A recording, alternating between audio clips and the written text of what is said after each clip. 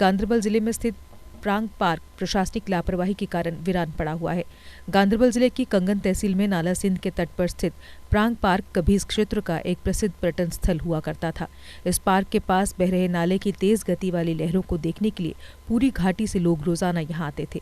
हालांकि 1990 में कश्मीर में हुई हिंसा के दौरान से ही ये पार्क वीरान पड़ा हुआ है।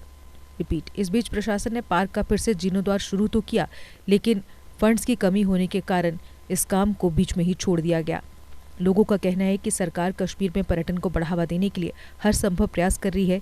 इस पार्क को फिर से खूबसूरत बनाने की दिशा में काम करना चाहिए, क्योंकि प्रांग पार्क कभी एक महत्वपूर्ण पर्यटक स्थल हुआ करता था जिसमें कई लोग काम करते थे। स्थानीय लोगों ने दावा किया है कि पार्क के जीर्णोद्धार से अधिक पर्यटक आकर्षित होंगे और क्षेत्र में लोगों के लिए रोजगार के अवसर भी उपलब्ध होंगे। हालांकि एक अन्य स्थानीय ने कहा कि हमारे पास घाटी में कई खूबसूरत बौद्ध स्थल हैं जो पर्यटकों की पहुंच से दूर हैं। इन स्थलों का न केवल ऐतिहासिक और धार्मिक महत्व है, बल्कि ये आश्चर्यजनक प्राकृतिक सुंदरता भी प्रदान करते हैं। पार्क बड़ी खूबसूरत हुआ करती थी, जो कि फ्लड्स की वजह से मिलिटेंसी में इस पार्क को जो है गवर्नमेंट ज़्यादा ध्यान नहीं दे पाई। फ्लड्स की वजह से इसमें सारा तहस-नहस हो गया। उसके बाद मिलिटेंसी में इन हट्स को जलाया गया।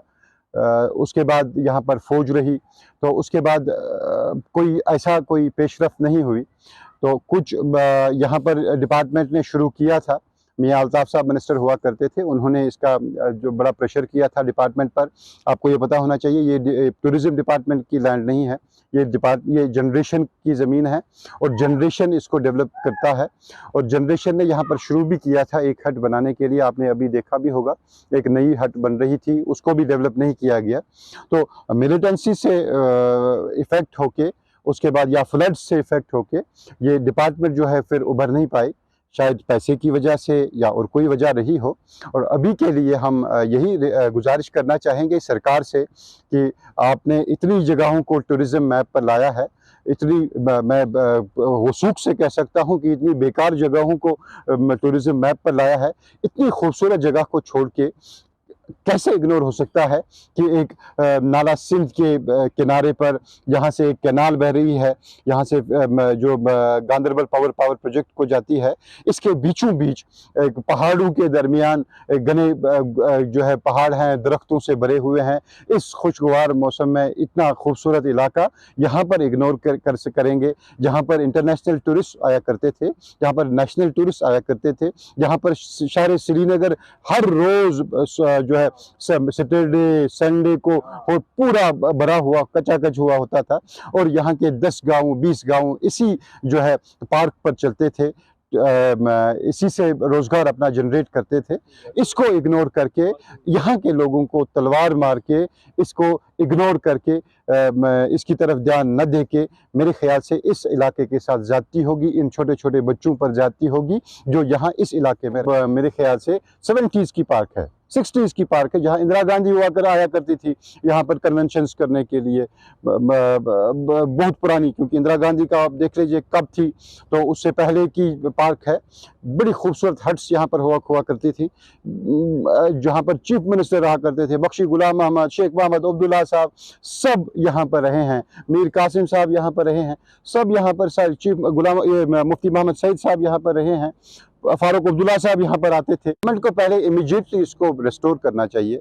ये देखें, कोई ज़्यादा लेबर तो इसमें लगेगा नहीं, मेरे ख्याल से 50-100 आदमी इसमें लगेगा डेवलप करने के लिए, क्योंकि इसमें कंस्ट्रक्शन तो करना नहीं है उतना। डेवलप करने के लिए खाली ये क्यारियाँ ठीक करनी हैं, ये पत्थर उठाने हैं, इन क्यारियों में फूल लगाने हैं, वो उतना ज़्यादा तो है नहीं।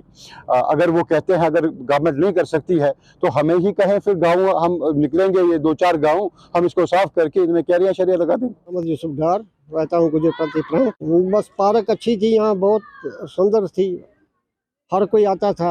यहाँ हर रंग रंग के फूल थे, एक किस्म फूल नहीं था कि उसको देखने के लिए, यहाँ रंग रंग के फूल थे।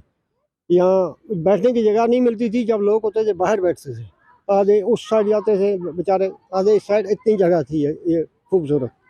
जब से वो आया 92 का, तो उससे बाद यहाँ इसकी बनानी होगी। उसके बाद गवर्नमेंट ने कोई तवज्जो नहीं दी, हम इसको ठीक करें, इसको हम बनाएं, इसको। फिर गवर्नमेंट को कौन सिखा रहा है? पहले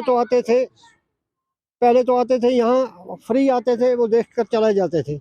आज तो गवर्नमेंट को पैसा मिलता है, इसका टिकट देते हैं भाई, अंदर जाने के लिए टिकट है। आज कौन सा खसा रहा है गवर्नमेंट को? आज तो गवर्नमेंट को पैसा मिलता है इसका। सब लोग 4-5 गाँव बच जाएंगे इसमें। बस मेरा नाम अब्दुल रशीद मीर, यहीं परंग में रहता हूँ। पार्क तो बड़ी अच्छी थी यार, कुछ कहने की बात नहीं। पार्क कैसी थी, मगर आप ये खंडरात हुई कब से? इसको तकरीबन 2002 से ख़त्म हुई है सब। बिल्कुल कोई सुनने वाला कोई है नहीं इसके, अब उसके ऊपर वाले से बगैर और कोई सुनने वाला। और आपका शुक्रगुजार हूँ, आप आए यहाँ गरीबों की बात सुनने। पूरे श्रीनगर बाहर के भी आते थे, आराम करते थे, हवा भी थी अच्छी। देखो क्या हुआ इसका।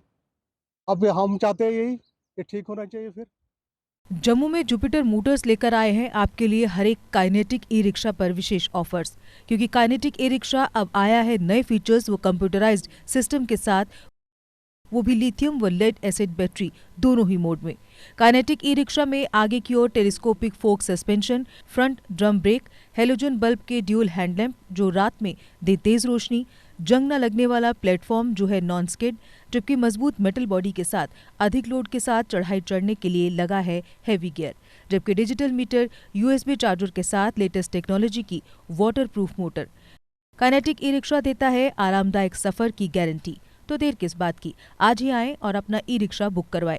हमारा पता है जुपिटर मोटर्स, बिहाइंड साइंस सहयोग बार, एकता विहार, गंग्याल, जम्मू।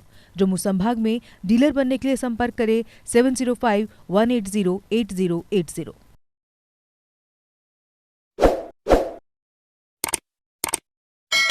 जम्मू कश्मीर की खबरों के लिए जुड़े रहिए JK अपडेट के साथ।